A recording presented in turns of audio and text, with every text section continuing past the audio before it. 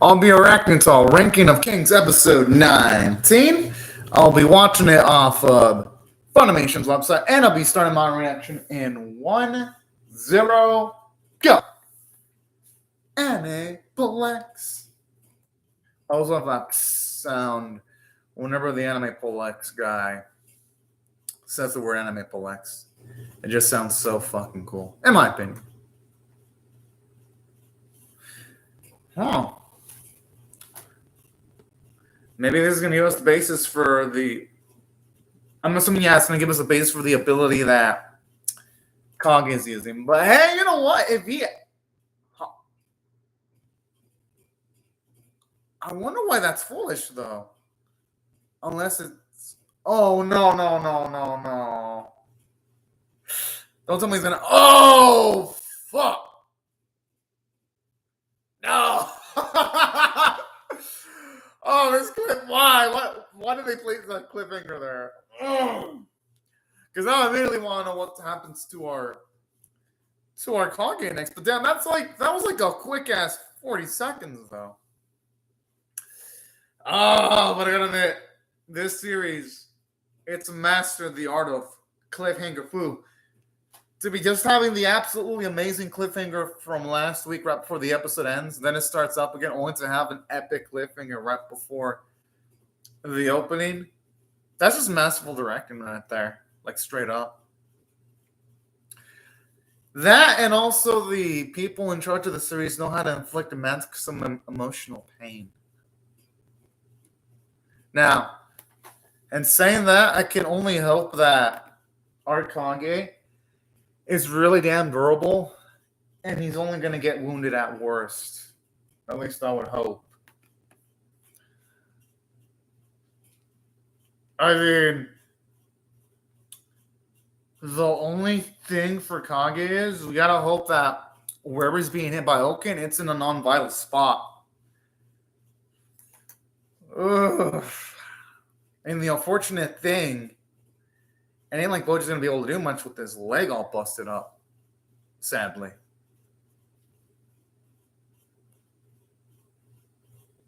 I'm going to send this after her hands and face have been cut.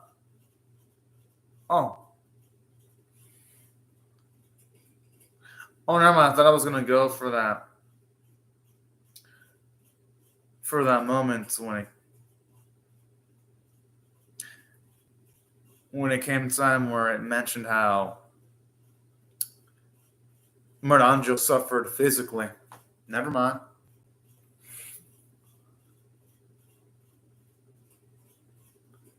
Okay, that was creepy. I hope things end up being the opposite of fine for this fuck. That would be absolutely amazing.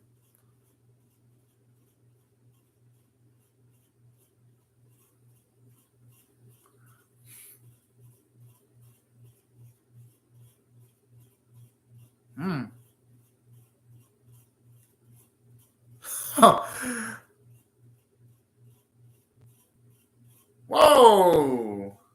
Yo, I wonder if we're ever going to get to see the gods of this verse actually end up being major antagonists after Boji and company. That's if they get past Miranjo's assault. That would be a massive escalation in stakes there.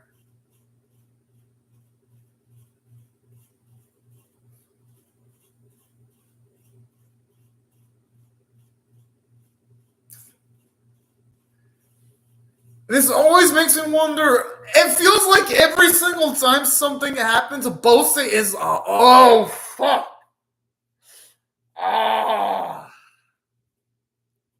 I mean, I understand that they explain what happened to Miranjo, but man, seeing her in that state.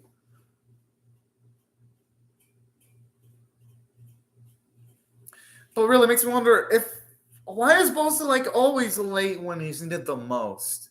Whether it be what happened to Miranjo or, you know what, these fuckers do deserve to be fucking slaughtered. Yes!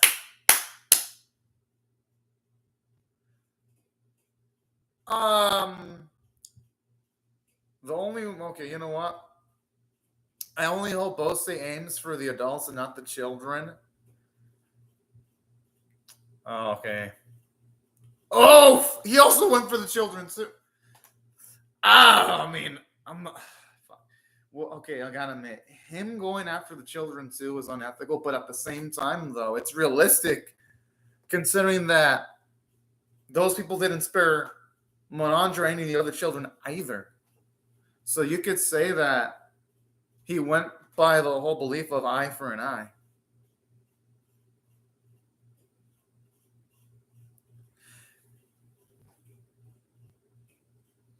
Oh, I mean, considering everything that Monandra lost, I'm not going to blame her for never having the smile back. I mean, who wouldn't it have changed?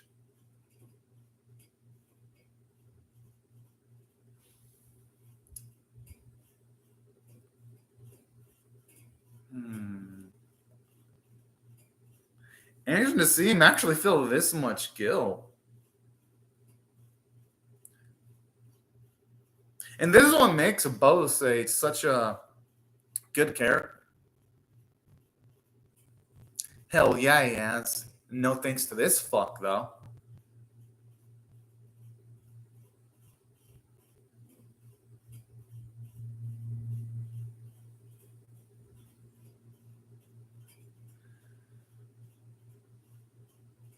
Oh, wait, at the very least, it's implying that backup's going to show up soon. You know, that's the sweet thing about Boji. Instead of worrying more about himself, he's worrying more about Kage. That's a man right there. Oh, fuck! Oh, no. Please be a non-vital spot. Oh, what the fuck? Oh, oh my. Oh, what a savage little fuck.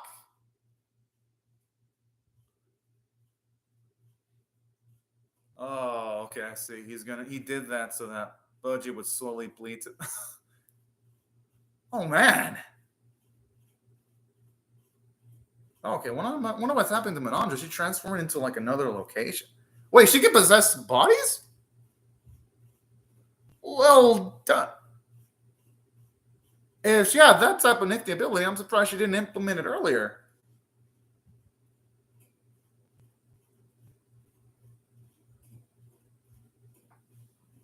Okay, what? Why is she healing? I mean, I'm glad Kage's being healed, but why is she healing Kage, though? That's what I'm wondering.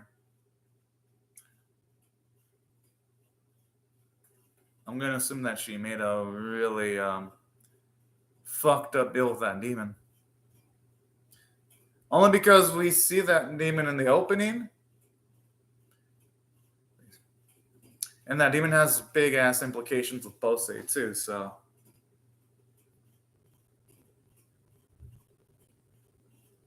Oh, little Goku is a fucking little bundle of joy. It's just saying that circumstance to separate him from his adorable mother, though.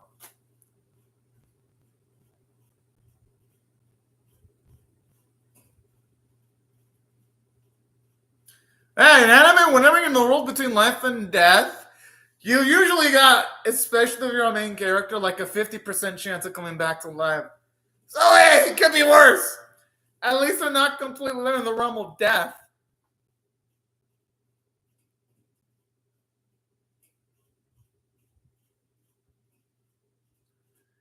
Oh, but oh no. I hope Kage realizes what the hell's going on, and he isn't taken aback with the euphoria of his saying his mother.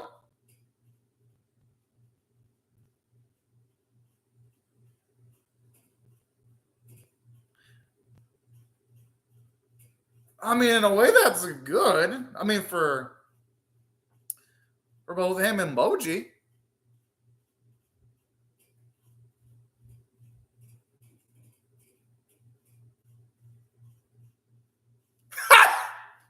Why? I mean, he is handsome. I ain't gonna fucking lie. Although, why the comment though, man? Really don't know. Okay, that's a damn good quote.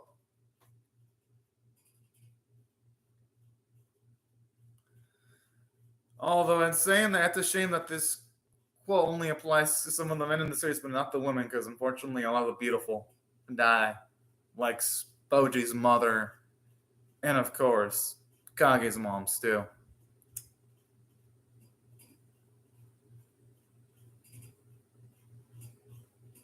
Wait, were his memories fried after he got all that damage from Oaken? I mean, I guess it wouldn't be surprising. Yes, he remembered his bro. All right, good. And there's something really beautiful about this.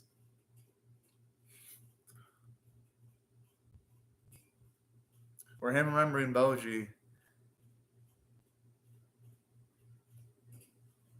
No, the thing is, I think his mother should be waiting a little bit longer. Hey, you know what?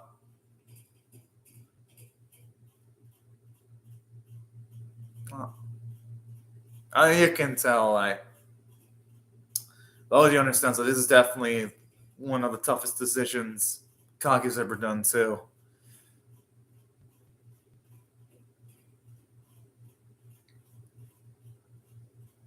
Oh, that's good. Well, it's really hits hard.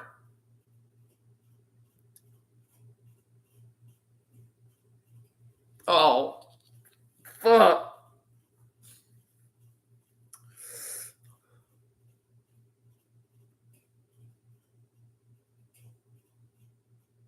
Well, hopefully it takes a long time getting there.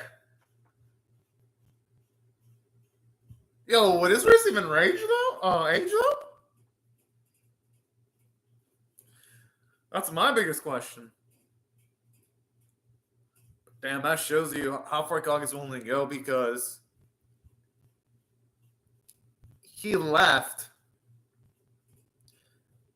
a potentially really promising afterlife for the sake of wanting to continue to win on Boji. That right there is like sacrifice. And the music playing is magnificent.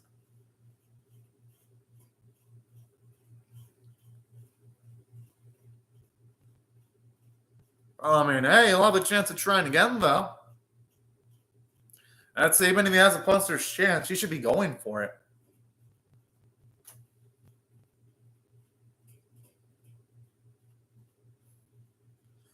I mean, I don't think it's weird. I mean, he was saved that specific woman on a whim.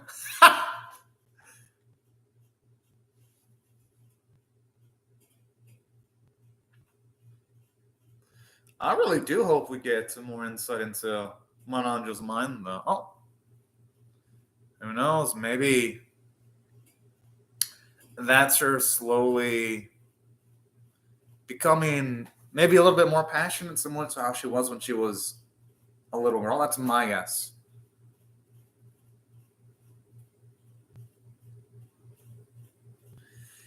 As to why she helped out Kage in that instance. Okay, now I'm wondering where this is going to lead.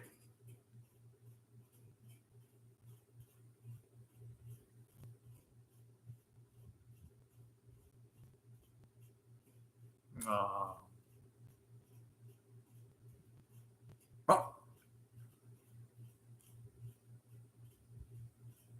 Oh, that's damn sweet.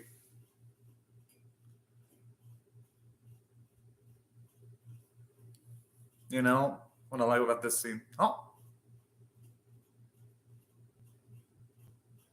I'm assuming she's implying that Daida's gonna be saved eventually. That's gotta be it. Oh.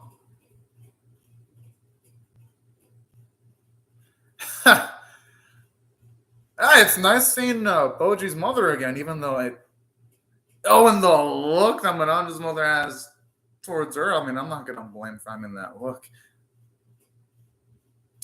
She's got the look as if she's thinking, "What the fuck am I looking at?" Which, considering all the actions that Mananjo has taken in the series, I'm not gonna blame her. Any parent that has a child that did what Mananjo has done would be taken aback. Well, at least most of them would. And the only thing this thing's going to do is buy maybe a few seconds. Hey, but you know what? Even a few seconds of time would be a lot. Oh!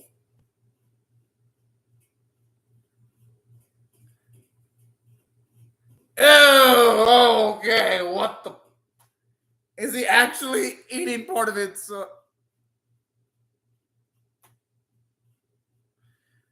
It made it sound as if it drank like the most wonderful fucking tea with like the... oh! Finally! Finally someone that can make a difference. I mean, hey, I'm not going to blame Babian for trying. I know Oaken is hot shit, but there is no way he's going to be able to take on Babian, Domas by himself. At least I would hope. Oh, and of course,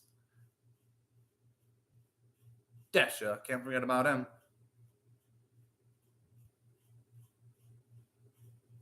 I mean,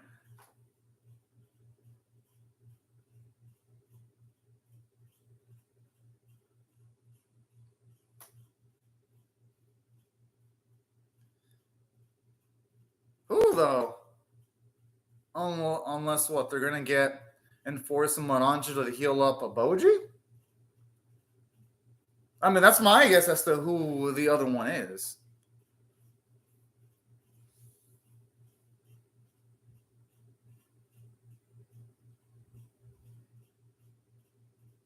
Hello, Wheel Silve. I hope you pronounced your name right.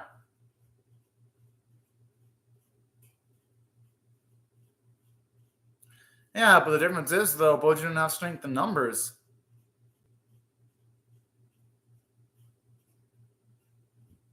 Hell, anyone would be a bad match against Oaken unless someone had magical abilities. Oh! Oh, that was way too close for comfort there.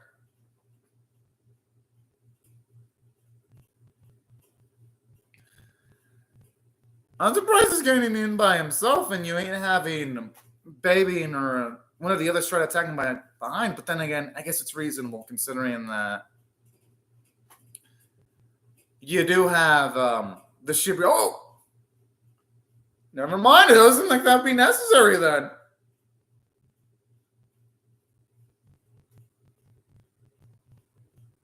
Oh, yeah, the rock.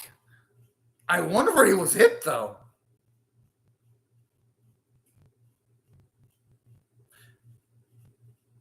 All right, good. I was wondering when one of the others was going to interfere.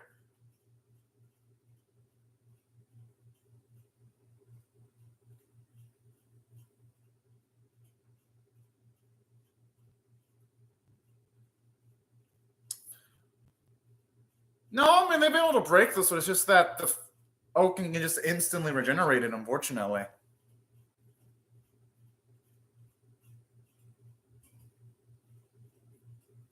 Okay, you know, that explains why they didn't attack. Okay, attack Ecuador. So that explains why they didn't all charge Oaken at once then. You know, that man is ready to be like going in with just his fist.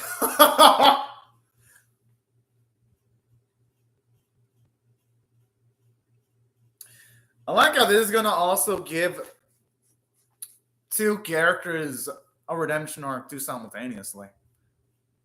Because Anomos and Abenias definitely would probably need it.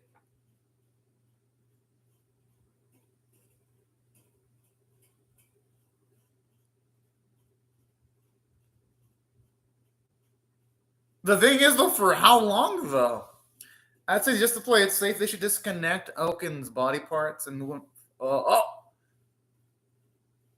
I'm actually amazed that Instead was able to get back into a semi-normal state that quickly.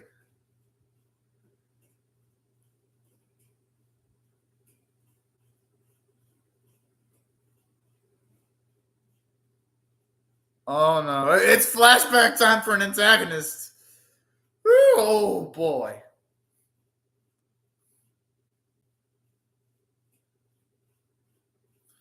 Because when a main antagonist has a flashback like this, it ain't a fucking good thing.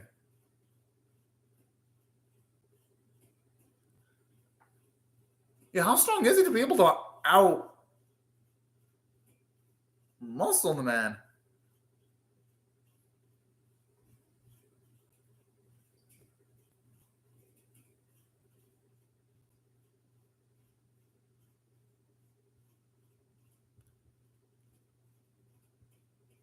Now I'm just wondering if this is what was told to Oaken before he was an immortal after. Okay, now oh fuck, now it's got horror movie like music.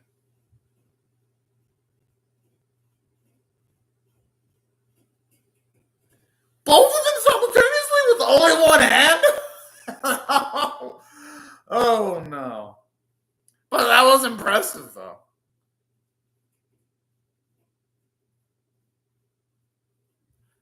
I can only hope they have more, because that seems like all the backup.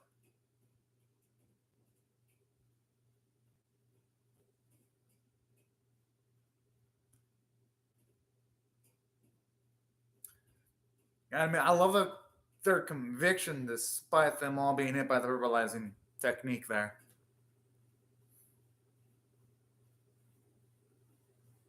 But the way this is going, I feel like they're going to need... Oh, man! That covering was epic, but I'd say at this rate, though, they're going to need probably some backup from both if they're going to want to prevail, because Hogan's just a straight up fucking monster. But overall, the episode was absolutely fantastic. I'm going to give this one, it easily gets an 11 out of 10, because for an episode to make you feel the villains I felt, it takes a lot. And there was a lot of plot progression, too. We got Kage at the very least returning from the brink of death. And this episode after that was pretty much just nothing but blood pumping action. Just seeing the Big Four go up against Oaken did not disappoint. I wasn't even expecting to get that. So that was grandiose. And if anything, it does a great job of building him Oaken to see him give the Four all of his struggle. And in addition to all of this, it was a nice game to see more of Moranjo and Bose's history together, too. That's from a writing standpoint. The episode was absolutely brilliant. There wasn't a single moment that felt dull or that felt like a waste of time or that felt like it was out of there just for the sake of having a scene. It's nice seeing him give our boy the crown there. And from a character standpoint, it did a lot, too, because it really did a great job of showing off the massive amounts of guilt that Bose had when it came to Moranjo's circumstances. I think that made him, if I ask, an even deeper character in the series. Just seemed like all this emotional agony that he went through in the past.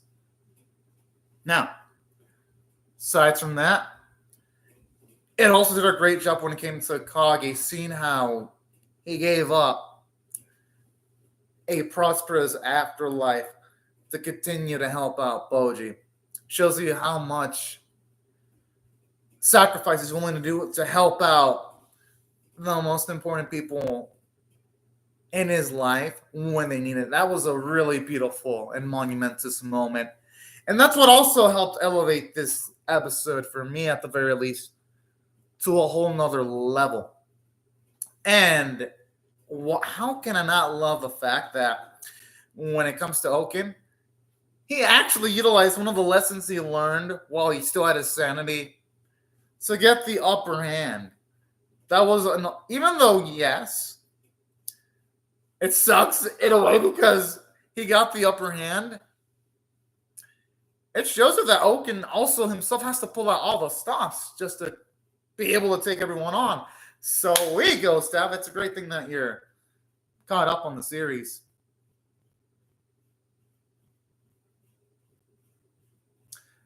No, I'd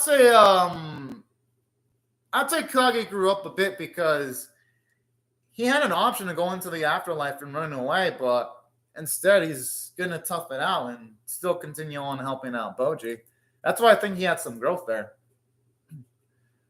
Because the Kage of old would have been a little bit more self-defeatist anyway. At least that's how I saw it in this episode. And that's why I thought they did a good job in the writing of his character, because the old Kage wouldn't have been able to make a difference at all. The old Kage would have only been able to like run away and not make a difference in any of these big, grandiose fights. That's why I think Kage has grown for the better. For the better, of course.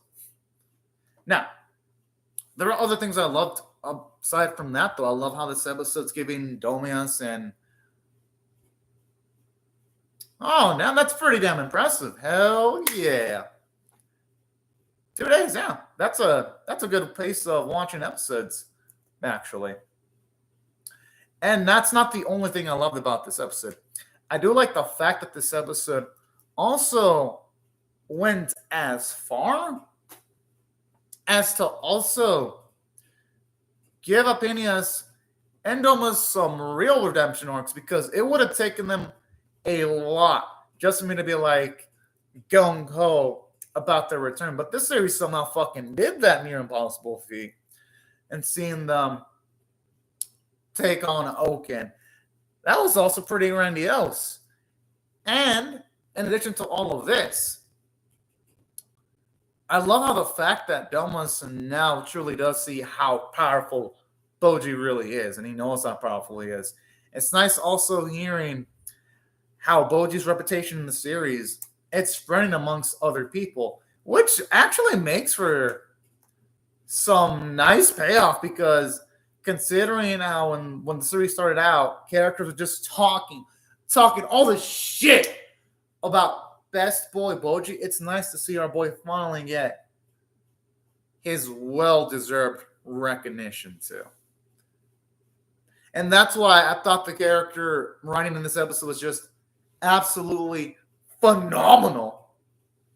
And hell, even that moment with the snake showing up was absolutely awesome too, because you can see how in the moment where the snake showed up, you can see how much he was willing to lay it down also for Boji.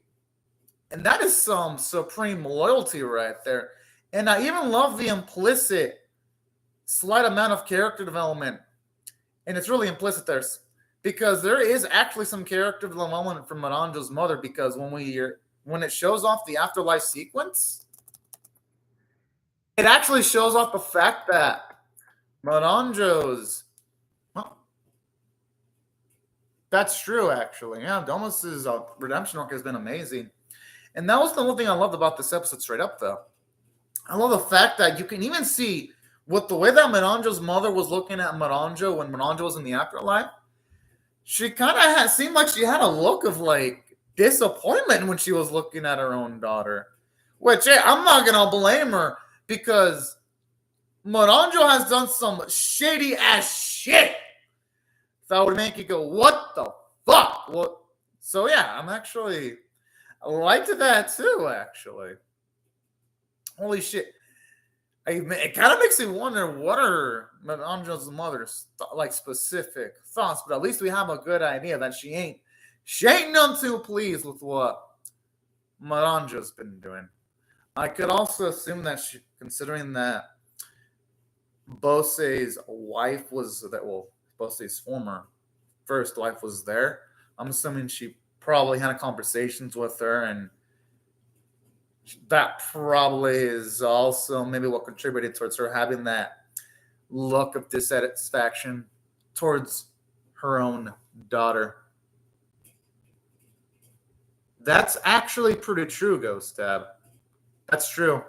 That's extra telling from Maranjo's mother. But yeah, that's what I thought this episode was absolutely phenomenal, because you had all this character development for multiple episodes at once. And you also got some extra layers towards Maranjo too, because This is like the first time this cold-hearted woman ever shows compassion to like fucking anything in this series too, actually. Which, hey, that's actually pretty damn fucking nice if you ask me. If anything, I'm actually got my other monitor. I'm actually going to rewatch that bit again just to make sure the type of look that Menanja's mother's got, just to be sure. Okay, yeah. I'm not going to blame Boja's mother for having that pissed off. Yeah.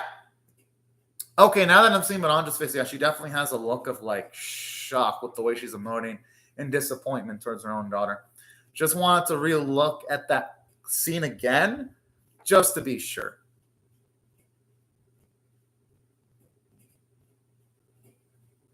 That's actually true. For her mother to be looking at her own daughter with that much disappointment on her face shows you that Menanja has done really fucked up shit. That's true. You got a point there. And she has done some really fucked up shit for her mother to be looking at her daughter with like a look of disappointment on her face. Like anyone in that spot, I wouldn't blame Menanja's mother for having that look towards her own daughter. Like absolutely no one would blame her. And yeah, that's what I thought the script of the episode was absolutely top tier, to say the least. And aside from that, there were other things I absolutely adored about this episode, though. Because what this episode also did, it had phenomenal animation. You can definitely tell Studio Wit. I mean, they almost always go all out with this series. But man, they went to balls to the wall with amazing animation quality, with the action set pieces looking absolutely amazing, fluid, like the blood effects when Oaken was attacking the snake. It looked nasty, but in a good way. I'm talking about the good kind of nasty.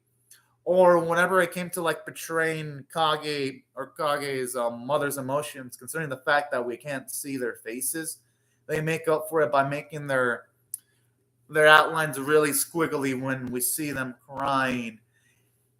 And I love that effect too, showing us that in the series there's multiple ways of emotion being shown off, or even just the way the series lets the imagination do the work when it comes to like some of the horror like bits in the episode. Like when we see Moranjo's body, we don't really see the exact state of her face. We just know it's in a really fucked up state by just the shading and the way Bose reacts. That's all we really need to know. And I like that because it lets us, the audience, it lets our imaginations do part of the work, because in this case, imagination would have a more horrifying effect than explicitly showing off the exact state of Moranjo's face after it was, ripped off. So credit to the animation visual team. They made a lot of gutsy visual decisions. And hell, even like the animation quality with the body language, when they were showing the faces of both Boji's mother and Moranjo's mother, really did a great job of showing off just how the characters felt in the specific moments too. So that's why the animation quality was just absolutely utterly top tier for the episode. Yeah, they definitely are insanely talented. Just a shame that Studio Wit can't make money though, Ghost Cap. Because I remember hearing last year that Studio Wit was really close to bankruptcy, unfortunately. So, I hope Studio Wit can survive, because they're such an amazing studio. It'd be a shame if they went bankrupt. Yeah, I remember that bit too. And that's why I thought the animators did a good job with some of the visual choices in the episode. Then aside from all the wonderful visual choices, and the animation and art quality, especially the art, woo, boy, it looked gorgeous. And honestly, I'm glad that I actually managed to get like a few people in my workplace to watch this anime. It was fucking worth it because they also enjoy the series too. So hell yeah. In their case, their fave characters are Kage, which I ain't gonna blame him. Kage is fucking cool. I'm myself, and my ultimate favorite character in the series is Boji, but Kage is like a close second though. But yeah, all things considered, fantastic episode. Amazing, and I mean amazing voice acting. I hope the show gets recognition too, also because I really hope this series gets a season 2. Ghost Step, because so far when it comes to anime this season, Ghost Step, the only anime that are guaranteed hits is Demon Slayer season 2, because I got a season 3 instantly, and also My Dress Up Darling, because that series in just its single running, it increased the circulation of manga by like 1.5 million units. So we already know that My Dress Up Darling made a profit just off of that. Usually, manga companies aren't so open about their manga sales unless it's a big hit. And the manga company behind My Dress Up Darling was really, really open about the success of its anime adaptation. That's true. Yeah, it'll definitely be less limbs. The thing is, though, I haven't heard the series have the same amount of success, Ghost Step. I haven't heard any news about the manga company boasting about the rankings of Kings and manga sales boosting by exponential amounts like I do for My Dress Up Darling. And this series doesn't have the high amount of pre-orders that My Dress Up Darling, Demon Slayer, or even Prince Connect Redive Season 2 currently have. So, yeah, that's why this series is definitely underrated, actually. That's true, and that's what I like about this series. You see consistent battle damage, giving every fight real weight and real stakes because there is permanent loss. There's a difference between this series and other anime. Yeah, but I know for sure in some web manga they do sell physical copies though. I know that does happen for some manga when it comes to web manga because I'm trying to think of an example of which one does that. Because wasn't it one's I wonder if they sell One Punch Man, like the one where he draws it as a manga volume more, or if it doesn't sell, or maybe it doesn't. But if it's a web manga, then we can only hope that it at least increases traffic towards the web manga. Then at least I can hope and cross my fingers. I mean, I can only hope, you know. Let me check if Rankings of Kings has a manga though. Just to be sure if it has manga volumes. Or is it just a web manga only? I'll check real quick, though. I'll actually check real quick right before ending off. No, this series does sell manga volumes, actually. Yeah, it sells manga volumes. I checked. It's a web manga. But yeah, it also sells. Yeah, I checked. So that's the only thing when it comes to the series, Ghost Tab. I'm a little bit worried that the manga company hasn't boasted about a boost in manga sales. So it's making me wonder if this series is making money. That's the only sign that's a little bit unsettling because usually when an anime boasts about their boosted manga sales, it's a guarantee for a season 2 most times. Because remember Tokyo Rangers, the people behind that boasted about the manga sales, they got a season 2. The thing is, though, we don't hear about sales being boasted about, though. When you hear boasting, that means that season 2 is almost always going to happen. Or Machikata Mizuko, that series, the people behind the manga boasted about its sales, and that got a season 2 instantly also. So I guess when it comes to this series, Ghost Type, it's going to take this series longer for it, if it does get a season 2, for it to get announced, because this series ain't a super hit like some of the other anime.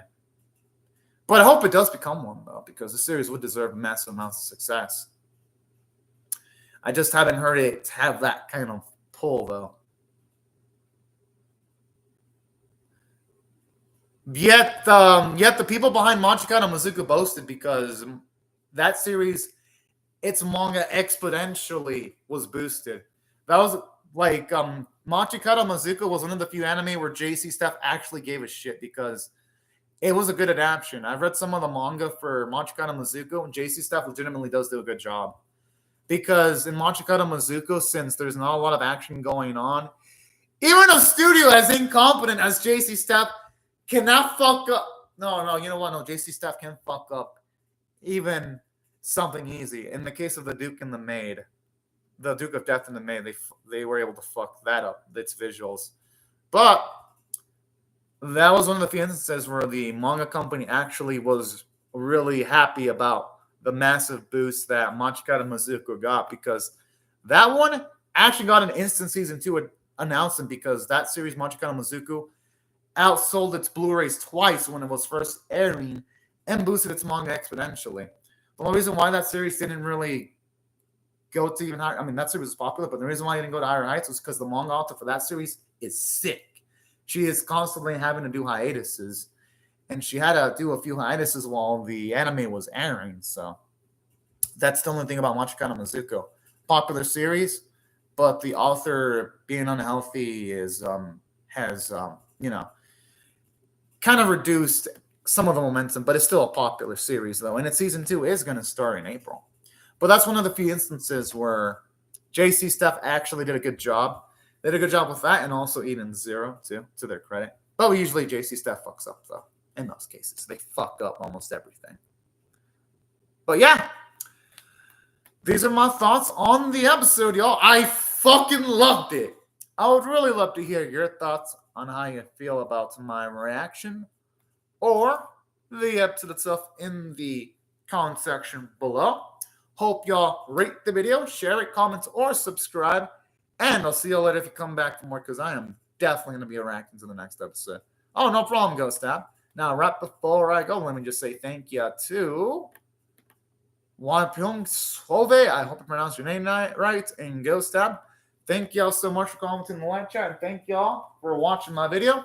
Hope you have a fun, great, safe, and fantastic day. And I'll see ya. Yeah, this is definitely among my faves, too. Demon Slayer this season, well, first it's Demon Slayer, then Dragon Quest Adventure or Die, then series. This series is like straight up third for the season. So this series is like third place. Dragon Quest is second. And fourth place for me would be My Dress Up Darling. And that's pretty much my hierarchy for the season, essentially. And then number 5 would probably be, if I had to choose a number 5, this is just from the gut, Delicious Party Precure, but that could change. Number 5 is interchangeable.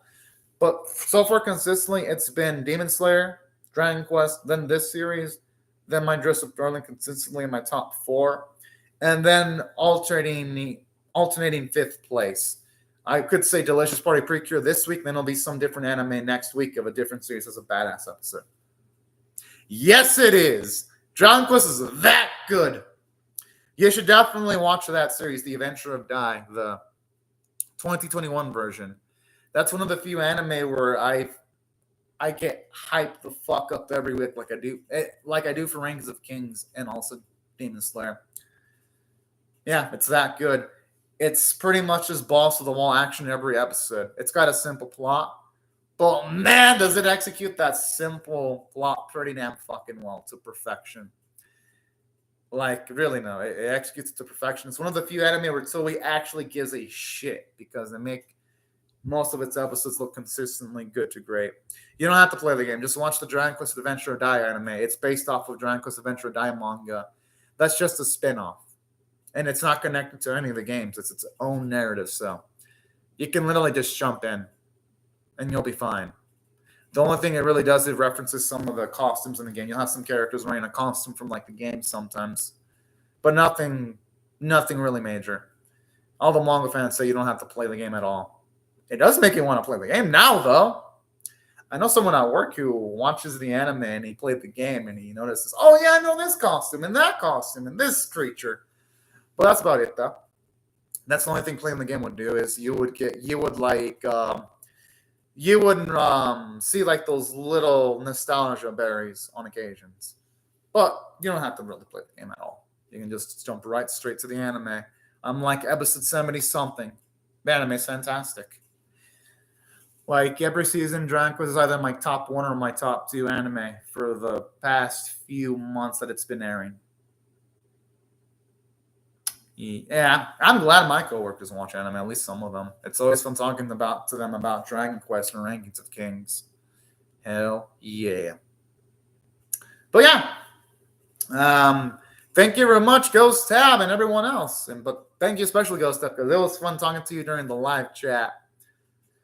Now, right before I go, I'll just say be sure to rate the video, share, comment, subscribe if you do not want to miss my reaction to the next episode. And I hope you all have a fun, great, safe, and fantastic day or night, depending on y'all's time zone. And I'll see y'all later if you come back for more, everyone. Bye-bye.